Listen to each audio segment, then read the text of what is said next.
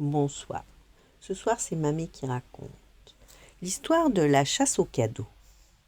Dès les premières lueurs du jour, Siméa est déjà debout. Impossible de rester au lit aujourd'hui. C'est son anniversaire. Elle file pieds nus hors de sa chambre, les yeux brillants d'excitation. « Où est mon cadeau ?» murmure-t-elle en regardant partout autour d'elle. Mais rien. Pas de paquet, pas de ruban, pas même une trace. Siméa fronce les sourcils. C'est étrange. Vaiana ne pourrait jamais oublier un jour aussi important. Sa grande sœur adore les surprises et elle est plutôt du genre à voir les choses en grand. Et justement, sur la table, un petit coquillage attire son attention. À l'intérieur, un message roulé. Siméa le déplie avec impatience. Pour trouver ton trésor, suis les indices sans détour. Ses yeux s'illuminent. Une chasse au trésor. Et la voilà partie à toute vitesse. Le premier indice l'amène derrière la maison, près du vieux cocotier. Elle fouille dans le sable, retourne quelques feuilles et trouve un second message, accompagné d'un petit dessin. Direction chez Momie.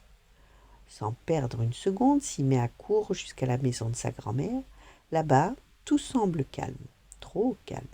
Elle observe, cherche, inspecte chaque recoin. Soudain, quelque chose brille près de l'entrée. Un caillou. Elle le ramasse, le tourne dans sa main. Ben non, ce n'est pas un caillou. C'est une pierre à polir.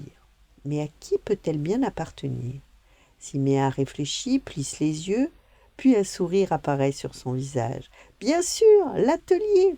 Elle traverse le village en courant et arrive devant l'atelier de construction.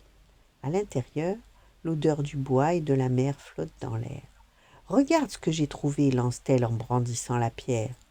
La jeune conceptrice de pirogue se retourne et ouvre de grands yeux. « Ma pierre à polir, je la cherchais partout. Merci, Siméa. » Siméa bonde le torse, toute fière. « C'est pour ma chasse au trésor. Tu sais où est mon cadeau ?» La jeune femme sourit malicieusement. « Peut-être bien. Il paraît qu'une surprise t'attend, quelque part dans cet atelier. » Aussitôt, Siméa se met à fouiller partout. Elle regarde sous les tables, entre les outils, derrière les planches de bois, mais rien.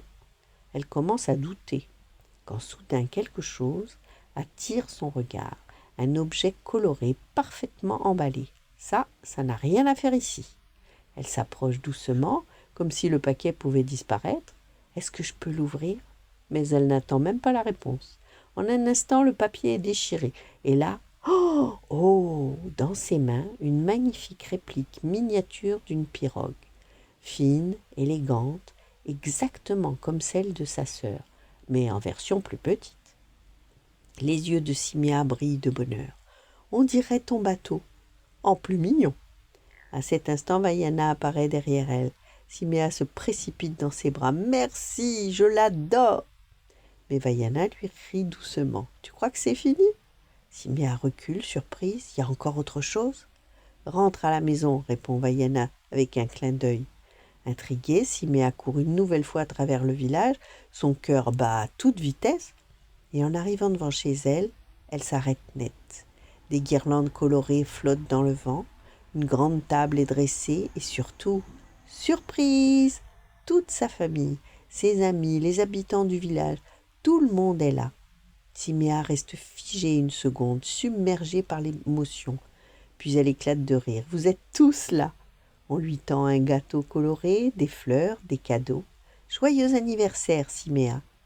Elle serre sa pirogue contre elle, regarde autour d'elle, les yeux remplis de joie. C'est le plus beau des anniversaires.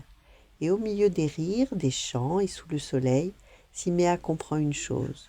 Le vrai trésor, ce n'est pas seulement le cadeau, ce sont tous ces moments partagés avec les gens qu'on aime.